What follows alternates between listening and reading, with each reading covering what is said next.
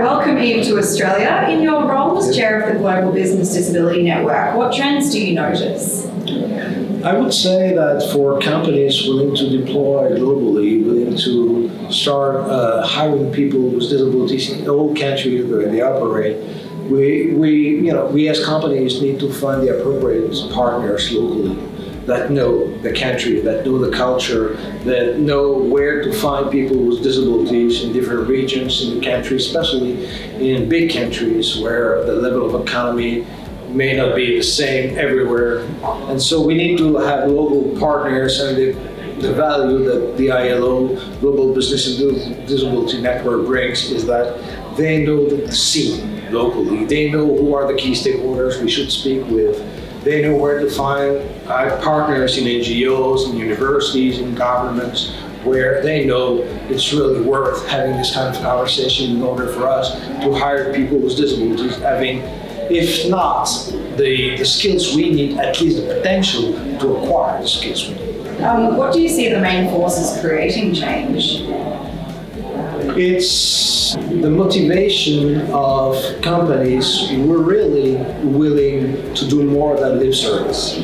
It's very easy to say that we are an inclusive company without doing more than just to say that we are an inclusive company. And so it requires a lot of efforts, human efforts, financial efforts to put in place the appropriate strategy to include people with disabilities. You need to prepare your environment. You need to train your managers, your employees, how to interact in a confident manner with people living with different types of disability, visible disabilities, invisible disabilities, neurodiverse conditions, etc. And so that requires time and effort. And so this is where really it's complicated, because it's going beyond saying that we want to be inclusive. You need to put in place the appropriate structure to make sure that your company will become inclusive, fully inclusive all the time. What advice would you give to business leaders who have not yet thought about access and inclusion for people with disability? Don't put the cart before the horses. I think that's the English expression, right? What I mean by that is a lot of companies willing to start their disability inclusion journey are very enthusiastic. And so they are willing to invest money and human efforts in finding the right people, etc. But they tend to forget to make sure that the workplace will be accessible.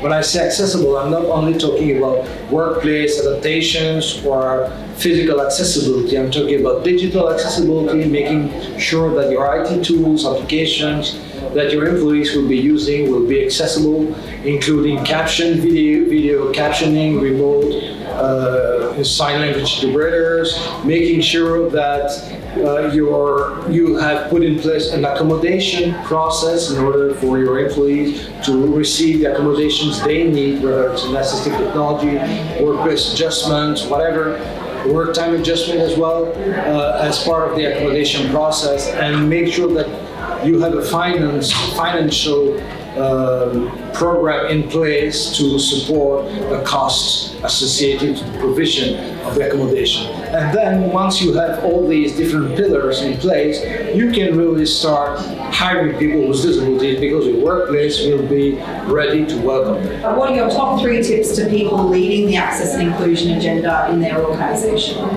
Keep it simple. Talk about people. Forget about the word disability. Disability is not the point. Skills, talent is. Second, be operational. As I said, think accommodation, think accessibility, think attitude.